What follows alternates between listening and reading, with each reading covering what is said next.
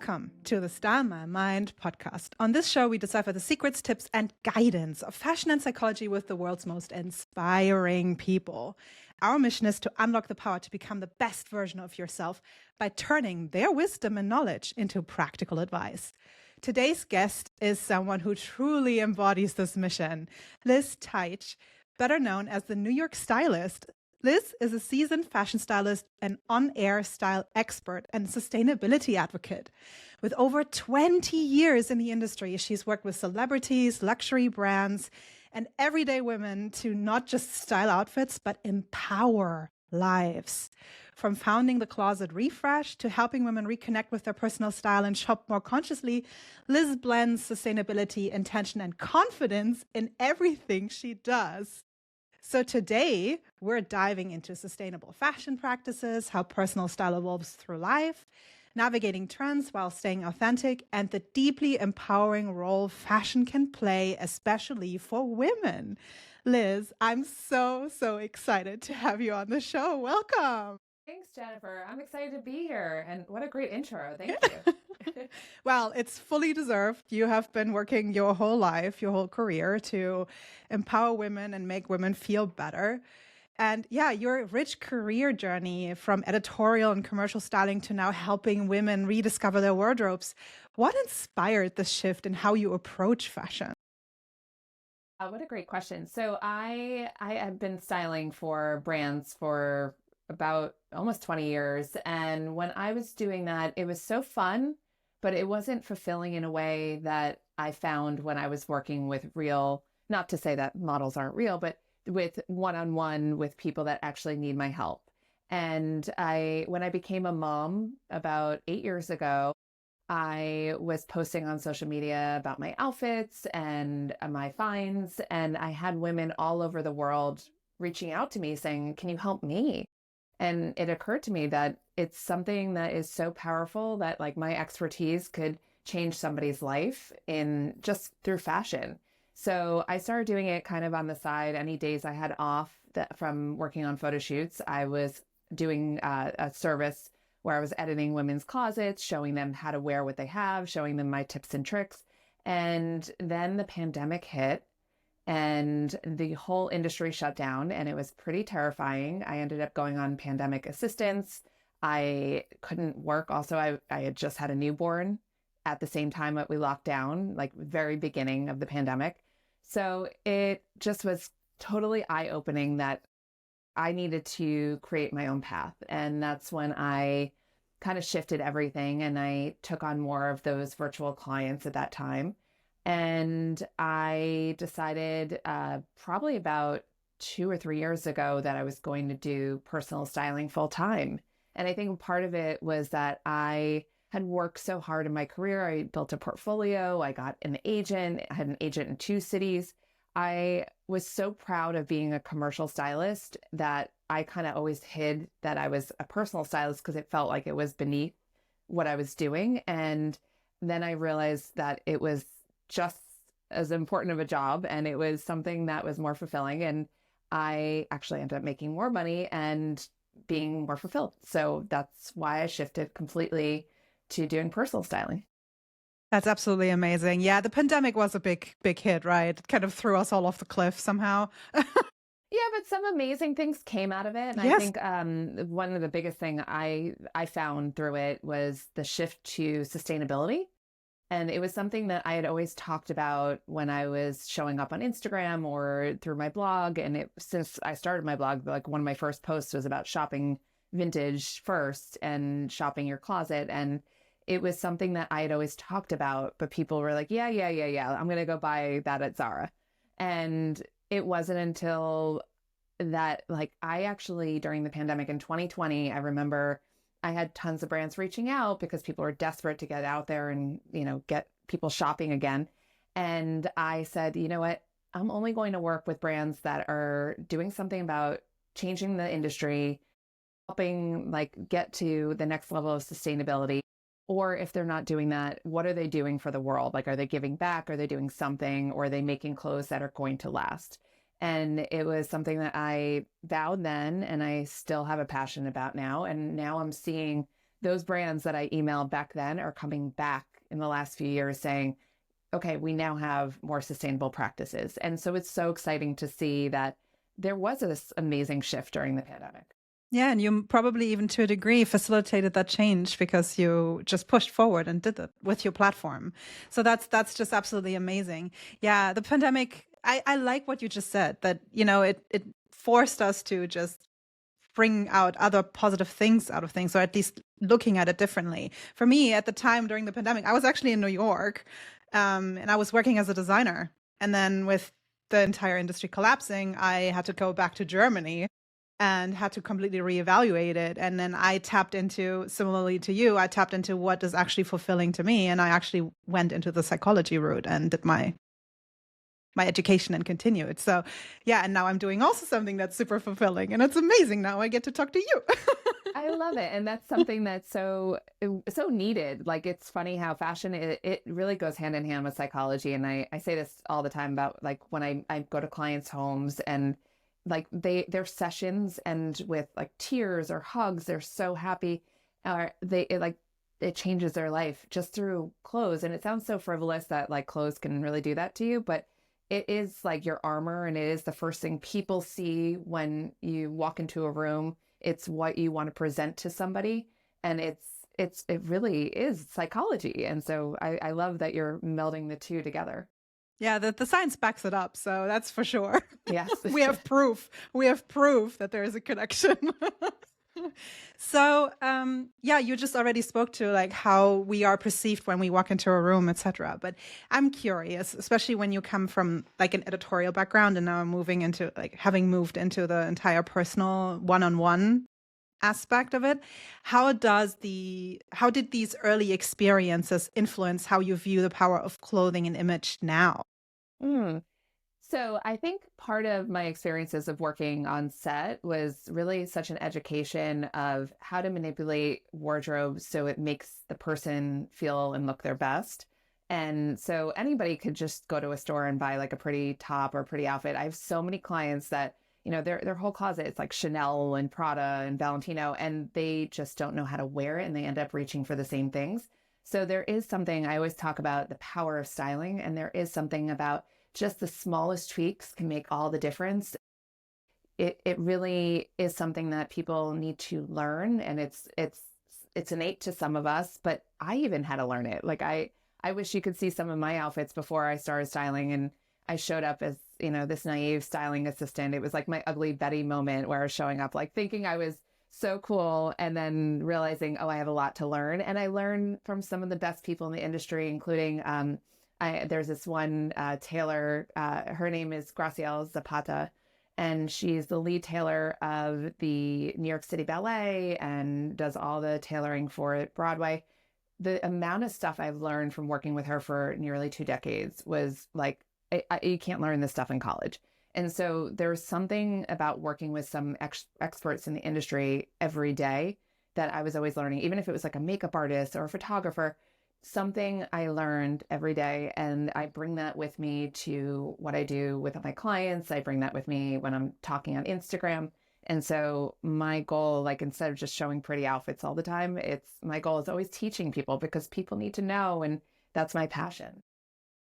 Well, speaking of that, do you have like one key advice what people who have no idea where to start when it comes to their styling journey, where they should start? Ooh, so I mean, it all starts with your closet. Like, really, you really should shop your closet first. And I have so many clients that say, I don't need a closet refresh. I just need an overhaul and need to get rid of everything. And I always say there's a reason why everything is in your closet. So let's take a look at that first. Like, you went to the store, you bought it for a reason. Maybe it's just not working for you in some sense. Like, maybe it's not tailored to you. Maybe you don't have the right styling piece to wear the piece that you already have. Maybe you just don't know how to wear it in general. Like, it's just something that you need to reevaluate that before you go out and start from scratch.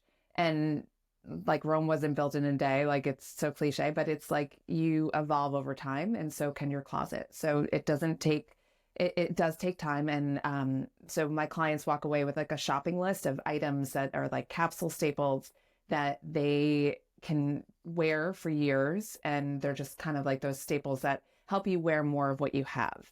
So that way you don't like go to the store aimlessly. Like you wouldn't go to a grocery store without a shopping list and then try to make a meal. Like you're just going to grab a bunch of things and put it all together and you're going to say, well, I have these great ingredients, but I don't know how to put it together. It's the same thing with your wardrobe. I love that. It's the intentional part again, right? So yeah, it's so true. Yeah, it's so funny. I have a lot of clients that have like say they have a dress and they're like, I don't like the top of the dress, but I like the bottom. I'm like, let's make it into a skirt. Let's get it tailored and then they love it. So it's reevaluating what you already have first before you go aimlessly shopping for everything else. Yeah, I love that. The thing is also, I'm not doing, of course, I'm not doing the work that you are doing because you're doing proper styling consultation, but I'm, I'm also doing wardrobe inventory, but I let my clients look at it a little bit differently. So we're looking at it from like an emotional and cognitive aspect. So we're looking at, because that's also the thing, right? If you are throwing out all of your wardrobe, you are also losing a lot of memories, a lot of emotions, and actually your biggest tools that can actually support your mental well-being. Because if you have like a blouse in your wardrobe that gives you strength and, you know, resilience, and even just because, I don't know, you don't like the sleeves anymore, you just don't want to repurpose it, and then you are losing that strength Yeah. in that piece. It's just such a sad thing. So and it's also way more sustainable to just repurpose what you have. And considering that you are such a strong advocate for sustainability in fashion, and that's the big point, without sacrificing style, because that's always the problem that a lot of people feel like, that I talk with, like, yeah, but sustainability, it has like the certain look, like I don't want to look like that. I'm like, no, you can have sustainable practices without that. So what first drew you to conscious styling, and what does it mean to you personally? I think it all comes down to what we're taught at home. And it was something that my mother had always instilled in me. Like and also didn't have a lot of money growing up. So she was always making my clothes. We were going to garage sales for my clothes. We were getting hand-me-downs from like local neighbors and things.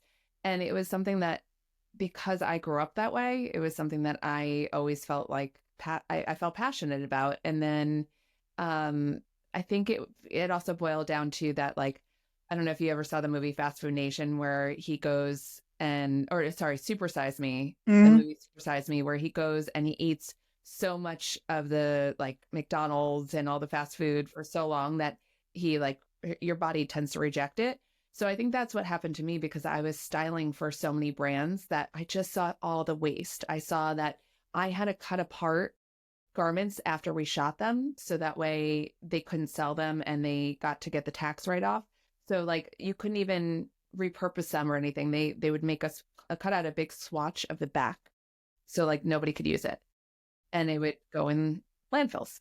And so there was something about experiencing that day after day and the waste that went into working in fashion, that I like my body almost rejected it. And then now that I'm a mom, I'm even trying to instill that into my kids. And they know that we shop secondhand first. So we always, anytime they need something new, we're always looking secondhand first. And we have this great book. I can't remember what it's called. I think it's like My Dress or something. And it's about a little girl who goes and she has her favorite dress, but then she grows up and it gets too big, or she gets too big and it gets too small on her. So her mother says, snip, snip, so, new skirt, hello. And then they like turn it into different things. And then it becomes like a scarf by the end after cutting it up and making something. And it shows you that you can keep remaking things and you don't need to always buy new. But that being said, I also love new clothes sometimes. And I work in fashion. It's hard to resist that. You can't be 100%. And like you said, like a lot of people are afraid to shop sustainable because they associate it with these like very eco colored brands that might not be their style. But that's, luckily right now the industry has come so far from that, and we have so many different options. And even if you're not shopping sustainable brands, shop maybe something that is a sustainable fabric. So like today I'm wearing a cashmere sweater. Cashmere is a very sustainable kind of material, rather than buying something that is like acrylic polyester blend.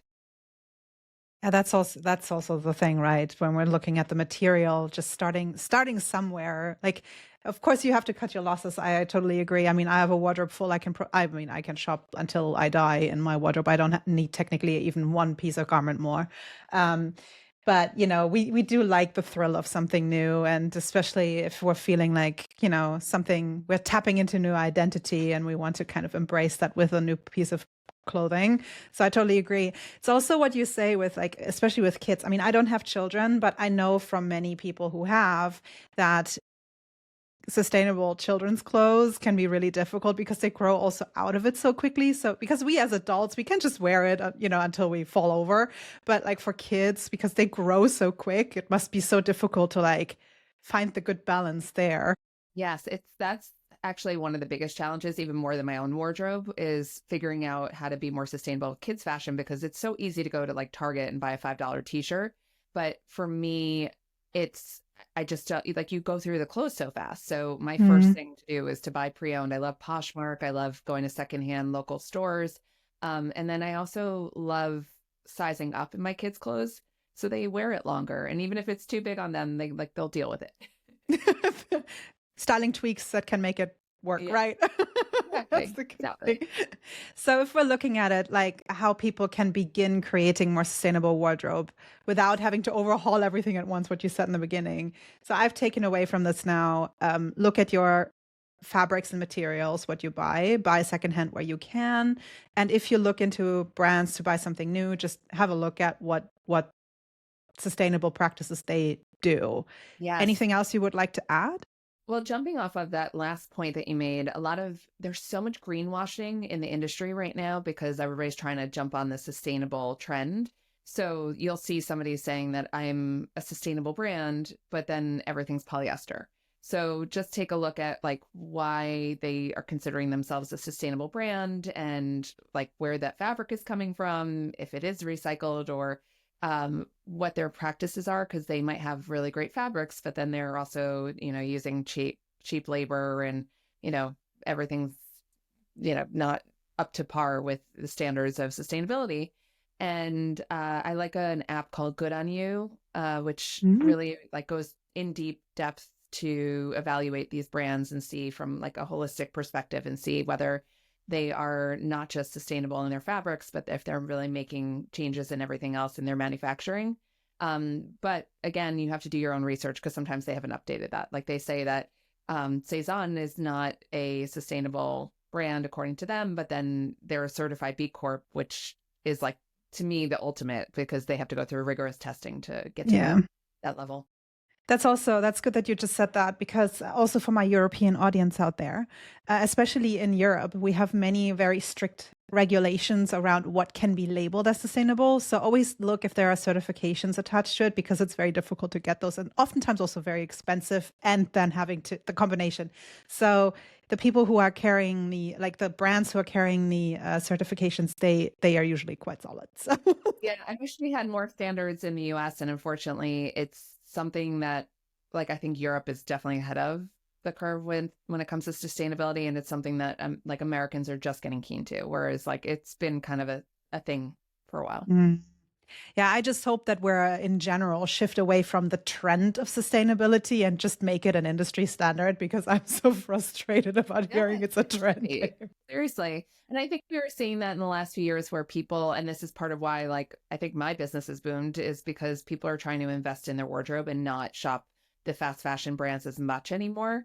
We're just seeing like Forever 21 is shutting down, and I'm hoping it's because people are wanting to invest in better. But we are seeing, of course, like Shein and Temu and all these brands that are still billion-dollar companies. But I also think that people are requesting sustainability or getting smarter about investing in better. And I think hopefully it stays that way. Yeah, I want to add one more thing also, because that's the point, right? Shein and Temu, they are like cheap. And for a lot of people, like sustainability doesn't seem monetarily achievable. And in the end, I always say, try to save up money to buy something that is an investment piece that stays longer with you. Because, if I purchase a 1,000 euro suit, but I wear it over the next 12 years, almost daily, my cost per wear is like below $1 a day. Yeah. So that's kind of usually how I also like to like keep in mind that yes, it will be more upfront cost, but it will also last you longer because the quality is better, the material is better. So and you will just wear it more because you also appreciate it more. Yeah, So that's there's so the many point about the factors. cost per wear, and people tend to overlook that. Like I have a lot of clients that say they need a new t-shirt every season, and it's like I'd rather have one t-shirt and take good care of it. And like if it's good quality, then you won't have to buy it every season. I've had t-shirts that have been around for like 10 years in my closet. But it's also interesting that you said that, like, you're wearing it over and over. I actually had a professor when I studied in London who every week without fail, she wore the most gorgeous outfit with it was like a beautiful sweater, beautiful, like, full, like a A-line skirt, gorgeous leather boots, looked perfection every week, but it literally was the same outfit and nobody cared because she looks so good. So I would rather you create uniforms of things that you would wear over and over and over and just wear it rather than having a new outfit every time you have an occasion or a different event. Like, it's okay for people to see you wearing something. I'm a proud outfit repeater. Oh, me too. I love that. I wear like even on the podcast, I rewear my things all the time because I feel confident. Like when I put this jacket on, I'm like, I'm a fashion psychologist today. I'm a host of this podcast. So I'm like, I can tap into this energy and it's my kind of uniform. And I don't know, it makes me feel structured and ready to tackle the day. And I think that's also the thing, right? The more we wear or rewear things, we gain more memories around it. We can feel more, we can just be more present and also removing a cognitive load a little bit of having to worry every single day what we have to wear. So there are many things about that.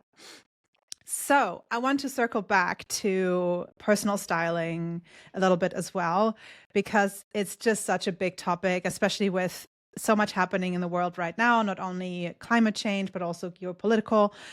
You often work with women who are in some kind of transition. So career shifts, motherhood, identity changes. Why do you think style is often the first thing that gets lost? And how can we like get it back? Ooh, so I mean, I'm sure you know because you're in the whole psychology world, but there is something about when you are going through something major in your life that you do tend to put everything else aside and you're so focused on that.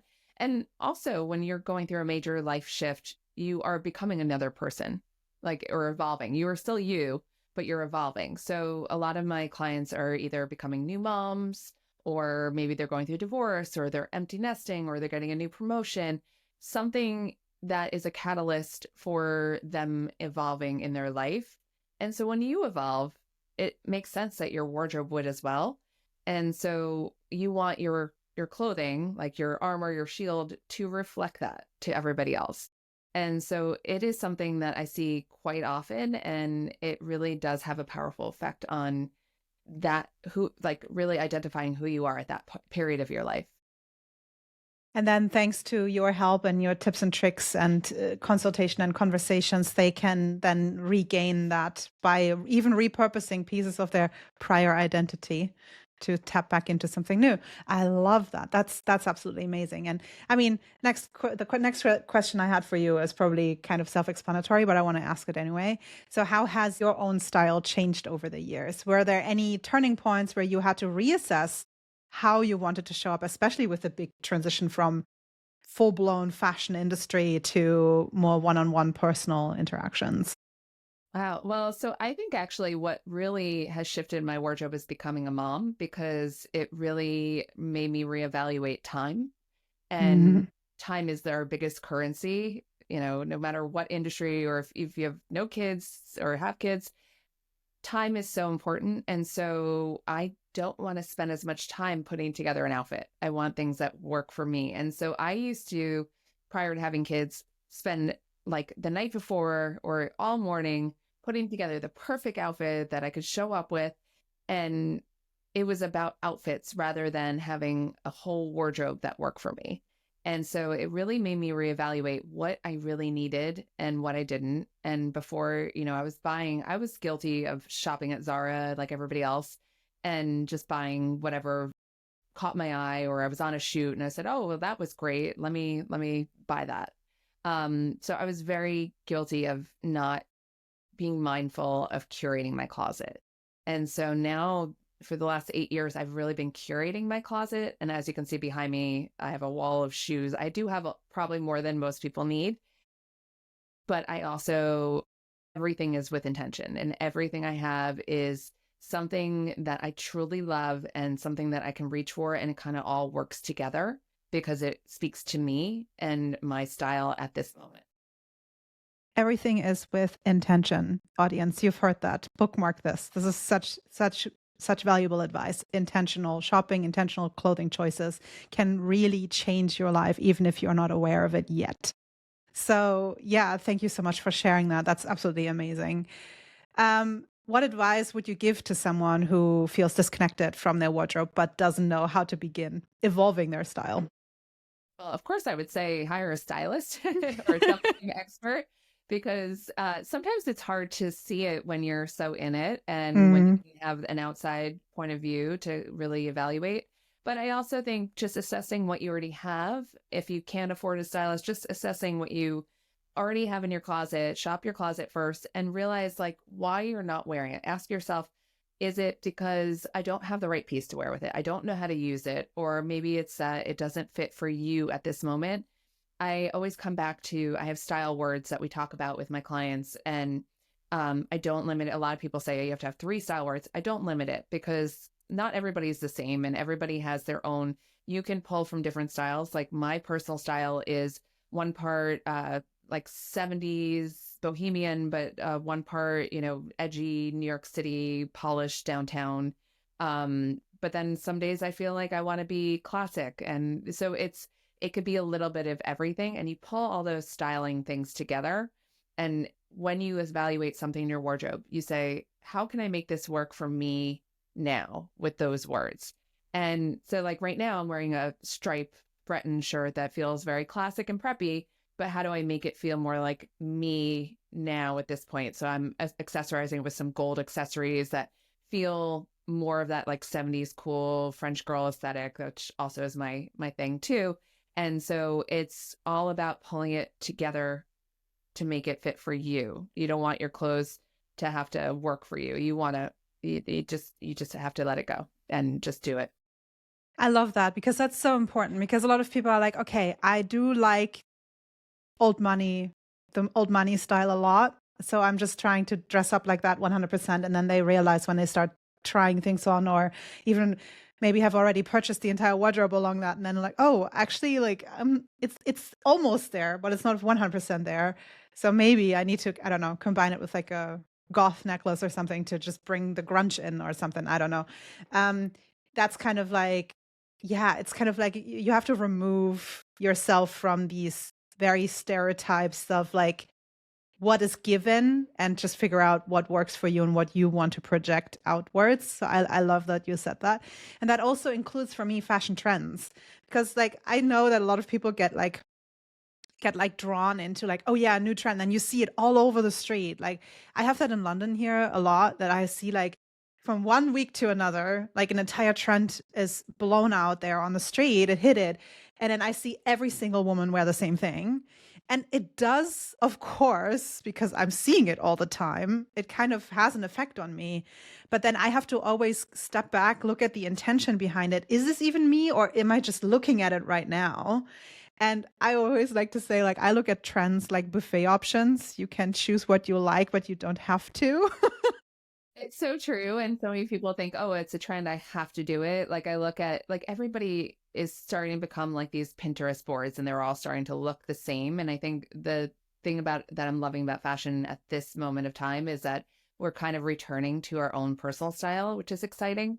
But it's hard to navigate because there's so many trends. And I see like right now, boat shoes are a thing that's trending and I want to love it, but it's not me. It's a little too masculine. It's a little too preppy. It's just not my style, but I admire it for other people. I'll recommend it to people that feel like it's their style, but you really have to evaluate, does this trend work for me and all the things that I want to present to the world? Mm. So is this how you personally in general decide what trends to try and which ones to skip, or is there something else?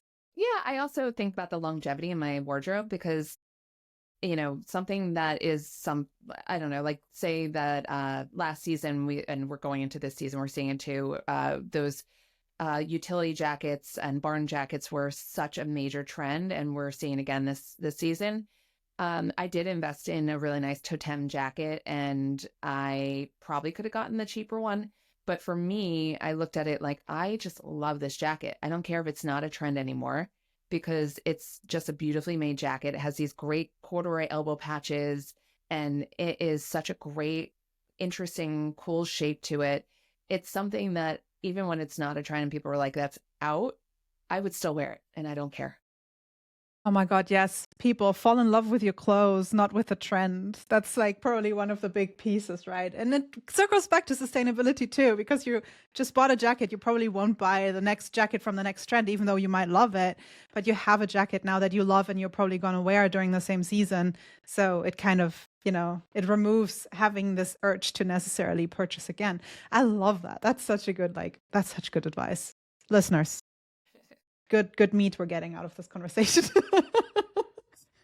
So what would you say to someone who wants to stay current, because that's also for a lot of people very important, but also fears losing their personal identity in the sea of all of the micro trends?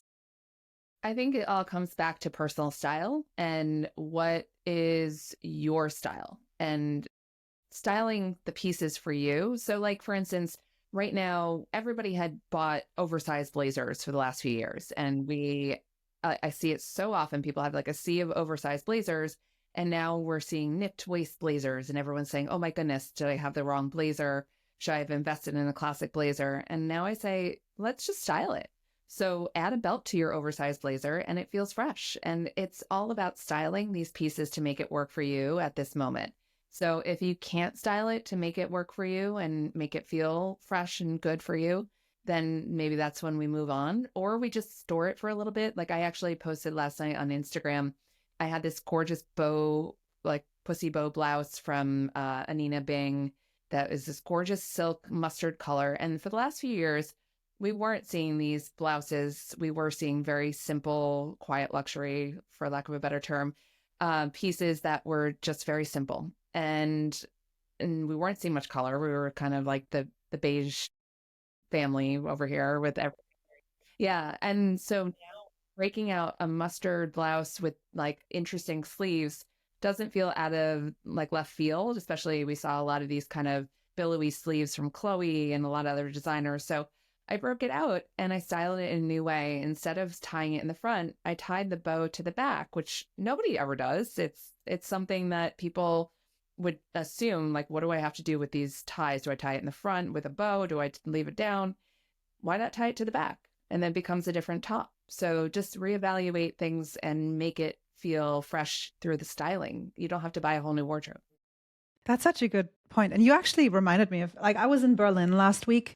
And Berlin is always really fun because the street style it's very casual. Like for a lot of people, it's very casual, but they have always like kind of a fun twist to it.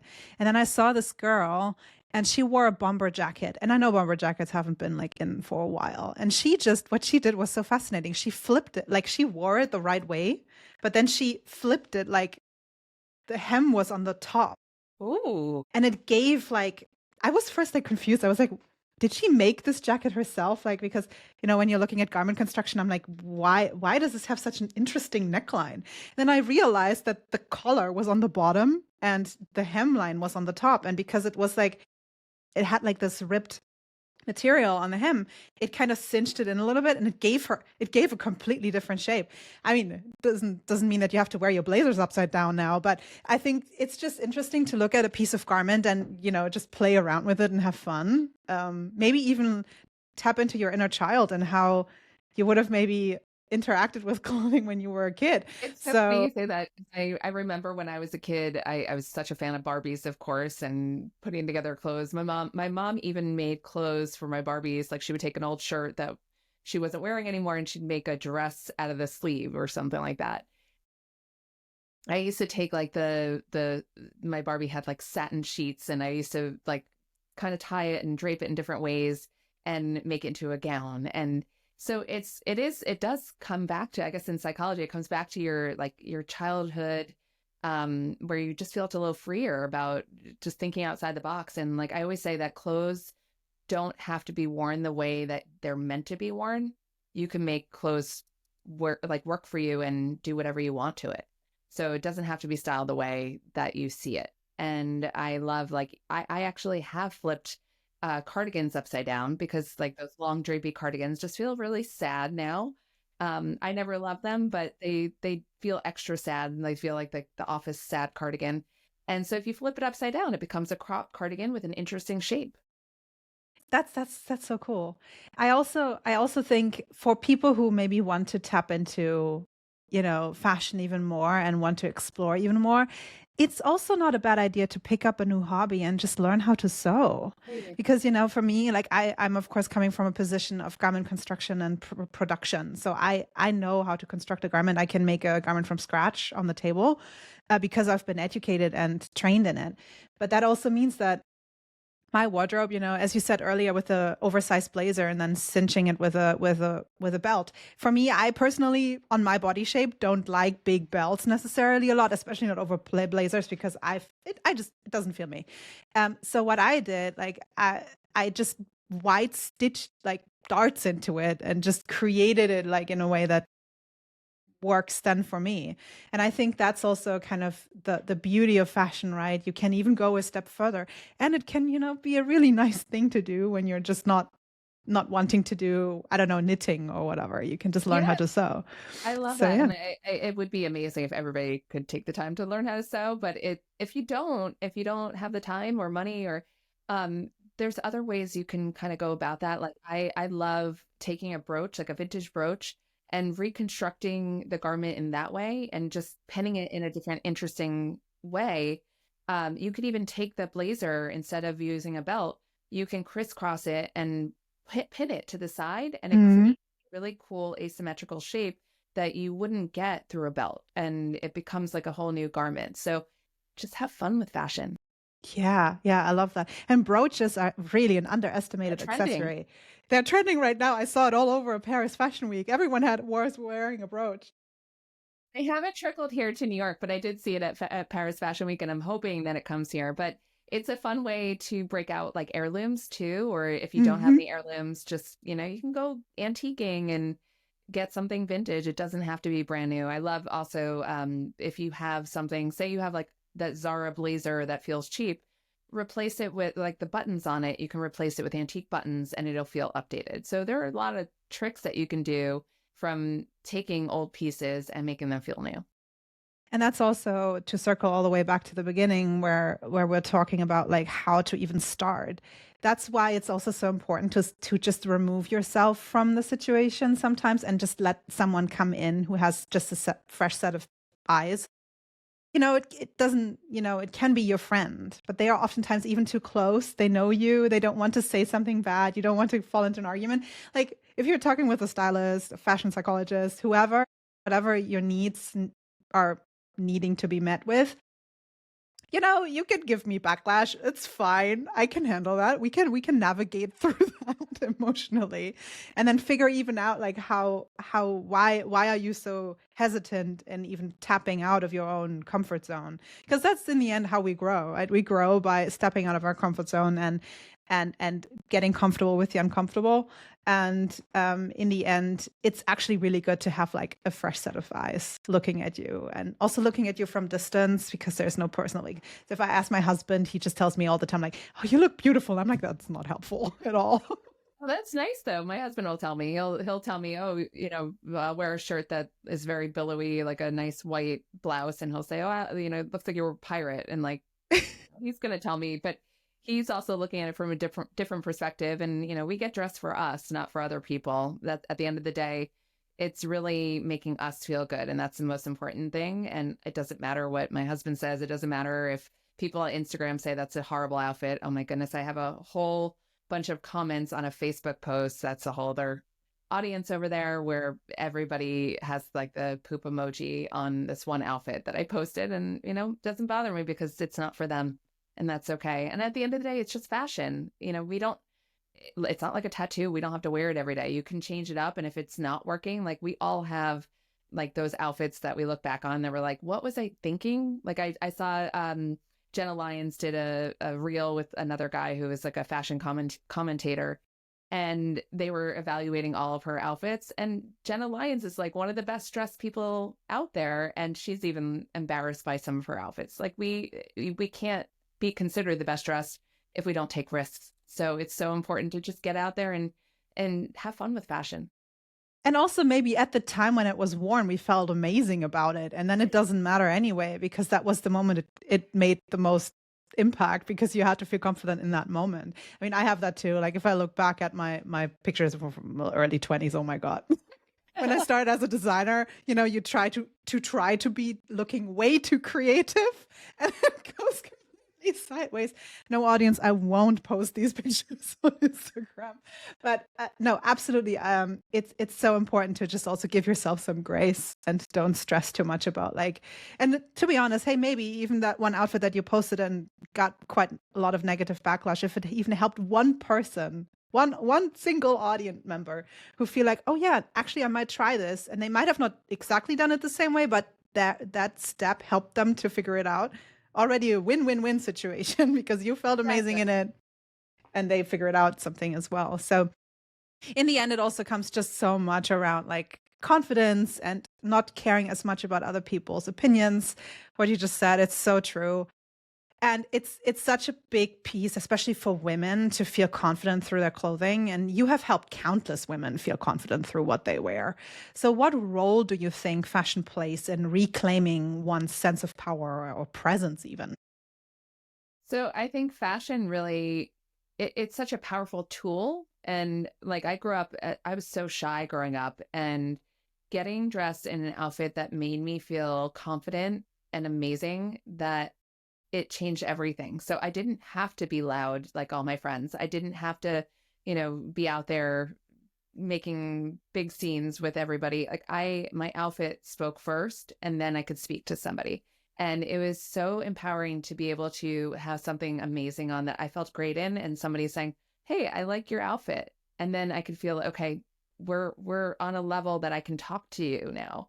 And it would kind of get me out of my shell. And so I always use fashion as a tool to connect with people. And it's ironic that that's what I do for a job now. But growing up so timid and not being able to approach people, this was my way of kind of getting in with people. For me, this is not ironic. This is for me a full circle moment because Yes, I it's love so it. Full true. circle, exactly. Because it's so true. And in the end, like for me personally, clothing has always been like a connection of a relationship in a way, not only to other people, but also to myself. Because I'm not the stereotypical beauty body type. I'm a bit bigger. It took me a long time to come to terms with that relationship. And I love my body now. Of course, there are always, tweaks needing to be done and whatever, but that comes from a healthy reason, not necessarily just because the outside world won't accept me if I don't show up the way it's expected.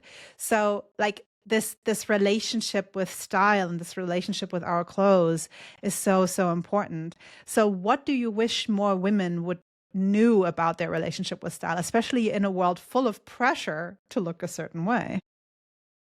So I think it's more important, like you said, is to make it feel good for you. And you don't have to fit into this mold of what is like the standard of beauty. Like so many times people are so worried about, is this flattering on me? And there are Mm-hmm. days that I want to wear just like this loose, oversized dress or baggy pants, and they're not flattering, but I feel great in them. And that's what matters. And it's really about what fashion does for you rather than it fitting into the standard of like, what is beauty? How do you tie beauty into, I mean, style is of course the entire appearance, right? So it includes like accessories, it includes style, like hairstyle and makeup. How do you see there the connection with like the full style? So beauty comes from within, in my opinion. Like if you are not feeling confident, then you're not going to appear like you can wear the most beautiful outfit, but if you're feeling so not confident in it, it's going to show. So it really is all tying back to how you feel on the inside. And again, with fashion psychology, it's really a mental thing, and it's um, really a connection between this thing that you're wearing on the outside with the inside. Yeah, that's so true. And I mean, it's psychologically proven as well. I mean, we have hypotheses put up and tested it in experiments. It's very true. I mean, and even like yes, our perception and our confidence can be shaped by psychological meaning and sociological meaning within a piece of garment. Like a blazer is often seen as very authoritarian and stuff, of course. But in the end, if you don't feel good and you don't have the internal balance and the internal harmony, that it's just never going to reflect outward. And I just agree. I mean, you said you connected with people through clothes because you kind of got into a conversation because someone complimented you and it kind of brought you out of your shell a little bit. I mean, for me, it's the same thing when I'm like talking, like when I'm feeling confident, I'm walking through the street and I'm even looking at people. If I'm not feeling confident, I don't want to like, I want to hide, then I hide and people won't see me. And it has nothing to do with being loud or being like presently there. It's more like just shielding yourself by not, and you reflect that outwards. It's so hard to describe, but it's just so true. And I can imagine that a lot of people who are listening can relate because they're walking down the street and they feel frumpy or whatever, and then people won't even smile at you. So it's all like about reflection and sender Yeah, you and can see receiver. it instantly when I put something on a client that they feel great in, then they just come alive. Like that you can even see like their whole affect changes, their posture just changes, Mm. everything changes once they feel great in an outfit. And it doesn't mean that it's flattering, it doesn't mean that it's appealing to other people. It's most importantly that it feels good on you. I just love what you said. And I also want to ask, like, can you share like maybe one or two more moments where you saw fashion or clothing or style truly transform a client's confidence or sense of self even? You know, I actually it's bittersweet. I had a client recently who lost her son in a tragic accident, and it's so heartbreaking. I can't even imagine. But for her, fashion was a way. It was like therapy, and it was a way of her coping with what was happening and an escape. And it was so wonderful that I was able to help her feel good during this time. I helped her find an outfit for the funeral, like pro bono. I didn't charge her. I was said, I'm happy to help. I gave her a bunch of options, styled her from head to toe. And she sent me pictures, and she actually had a smile on. And it was something that I can't even imagine going through what she went through, but having that ability to just change how you feel through just, yes, it's so frivolous, but just putting on an amazing dress and feeling great in it. And I've been working with her since and finding pieces that she just feels great again. And it's something that it's so silly that fashion can really do that for somebody. Like anytime that I was sick or not feeling great and I didn't want to really do anything, my dad would say, "Let's go shopping. Let's do retail therapy." And it's not that you have to go shopping every time that you are feeling down, but just feeling great in something that you put on can really change everything and can really just put you in a better mood. Yeah, I agree. And I also think it's super important to consider like a mindset shift there because you say it's just clothes, and yes, it is. It is just a piece of fabric that's tailored to a 3D person. But in the end, it's also a very accessible tool. Everyone has clothes in their wardrobe. We just need to reinvent it, as you do a lot in your work. And it's so accessible. Like you don't. Life is very expensive right now. It's very tough sometimes to even like get therapy, especially in the US. And it's such an easy tool to just reach in and just give yourself a little pick me up. And I'm not saying you have to go shopping for that. Just shop in your own wardrobe, as you said. So yeah, it's just a fabulous tool. And if people utilize it more intentionally, then we're getting there. And we can all look fabulous on the way. So why not? Totally. So, Liz, I love this conversation. It's been so much fun. I would like to ask you, like, what is something before we're going into closing, if you could leave listeners with just one mindset shift, one key advice from this conversation around their style and confidence, what would that be? I think you want to make sure that you feel good in your clothing and shop your closet first and reevaluate why things aren't making you feel good. And that is the most important thing. And if it's not making you feel good, how can we make it feel good? And if it still can't make you feel good, then that's when we move on from it. But it's like as much as like getting a haircut. Like if you get a bad haircut, you're going to feel lousy. And it's the same thing with clothing. And the beauty of clothing is that unlike a haircut, you can just change it really quickly. And so I think the most important thing is have fun with fashion and just realize at the end of the day, it's just clothes, but it can really transform everything. That is fantastic advice. I'm going to make sure to pin that up and make sure that everyone sees that, because it's so true. In the end, have fun with it. And yeah, bad haircut, that's always a nightmare. You can either go just shorter or have to. And then you have to wait for it to grow out. And yeah, so at least with fashion, you can always fix it. That's so true. So we have a closing tradition on this podcast where we are encouraging our listeners to be more intentional with their wardrobe. So what is your Style My Mind challenge for the week? One actionable step that listeners can take to feel more empowered and more aligned with their style. I think I'm saying this ad nauseum, but I think most importantly, shop your closet first. And I want everybody to, if you have something old in your closet that you're not wearing, look at it from a new perspective and see if you can make it work for you in a different way. So maybe you were wearing it with skinny jeans before. Let's style it with something new, and then you can make it feel like a brand new piece, and then you'll feel great about it again. And so I want you to challenge yourself to wear more of what you have and shop less. I love that. So listeners, you've heard the Style My Mind challenge for this week, for this episode.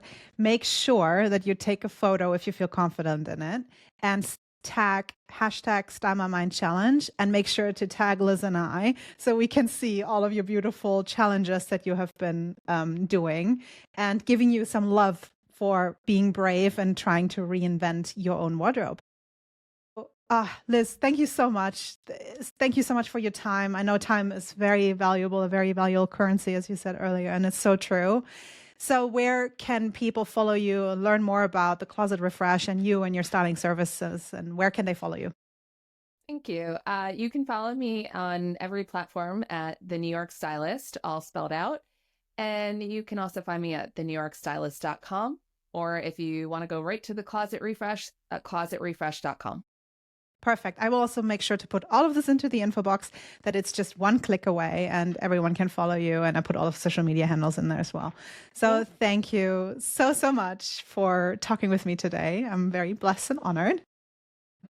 If you enjoyed this conversation, please like, subscribe, share the episode with someone who is ready to rediscover their style. And remember, you don't need a brand new wardrobe to become a brand new version of yourself. It starts with intention and with one choice, one outfit, and one moment of self-belief.